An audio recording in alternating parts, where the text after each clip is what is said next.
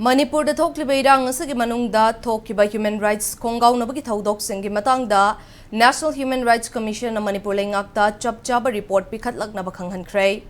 Commission asina haukiba August amadi September thada human rights khongaunabagi thaudokka mari leinaba case singi status report pikhatlaknaba khanghankraba matung case nipan gi report Manipur lengakna pikhatlaktabadagi nauna report pikhatlaknaba khanghankhibani.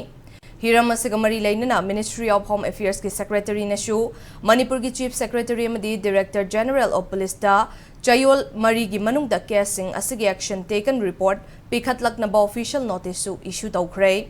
Commission asina irang asigamari lainana furup ani gi marakta peace puraknaba khongthang laukhatkadabani hairaduna irang asida soklaba amadi laikidaba singda compensation pikibagi matangda su Manipur laingakna kupawaro singsu khanghalakadabani hairi. Panbe Abadi Commission asina irang manung da thokiba human rights khongaunabagi case taragani pan laukhatkibani.